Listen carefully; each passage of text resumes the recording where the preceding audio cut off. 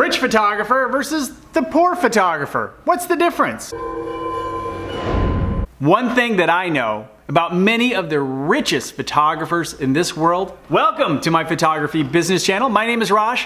This video is part of a series of 31 videos that I'm creating in the month of May to support you with your photography business, and we are near the end of the month. There are 4 videos left, including this one, which I'm talking about the rich photographer versus the poor photographer. Coming up, we're talking about Instagram and what photographers are doing wrong. And the next video will be what I've been teasing for about a month now, and that is advanced SEO.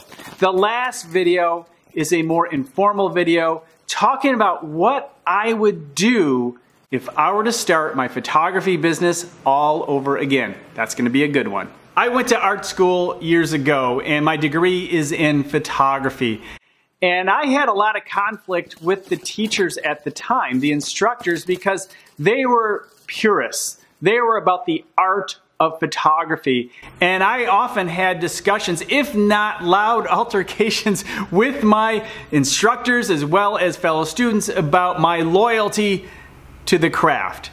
But I had a different agenda. I wanted to photograph for the rest of my life. I wanted to make money from my photographs. They were all about the art of it. They weren't concerned about making money. And my thought to them was, well, then why are you spending all this money going to art school to get a degree in photography if you're obviously not going to be doing it very long because you're going out of business? And that turned out to be the case for most of my classmates, although I am happy to report that some of my classmates did really well and actually created some iconic photographs that you probably know in the music industry and in the world of sports.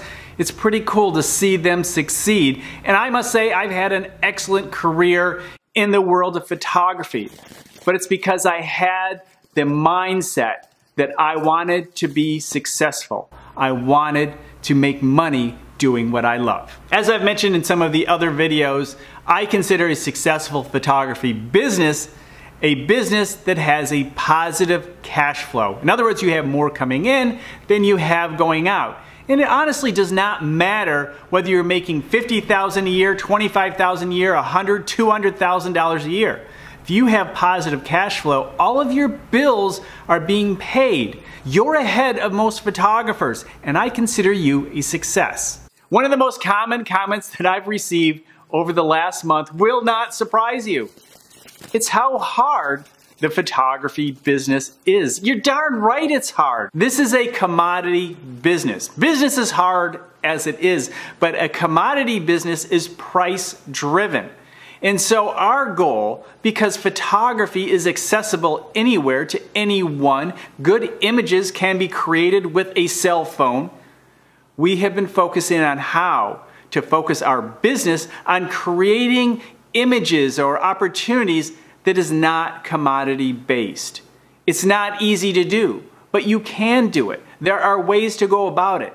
And this is the foundation of the series. Although I've been talking about many different types of ways you can promote your business and gauge your business, the bottom line is we do need to pay attention to the combination code, separating ourselves from the competition, using technology, styles, maybe ideas, concepts, or philosophies from other industries.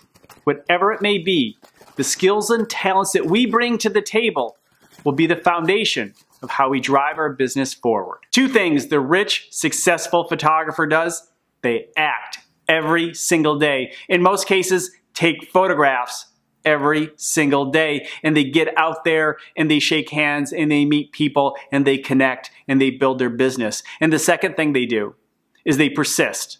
They don't stop. They don't quit. One thing that I know about many of the richest photographers in this world is that it's not necessarily all about the money. Yes, as I mentioned before, a positive cash flow is part of my definition of a successful photography business. But that's positive cash flow. The top end amount could be $30,000 a year or $50,000 a year. Maybe you take home $25,000, $30,000 at the end of the year. Many of those photographers don't care because they are living a dream. They're photographing in places they've never been before. They're photographing amazing people or events, historical events. They're living their life on their terms. In other words, their lifestyle that they have created is priceless.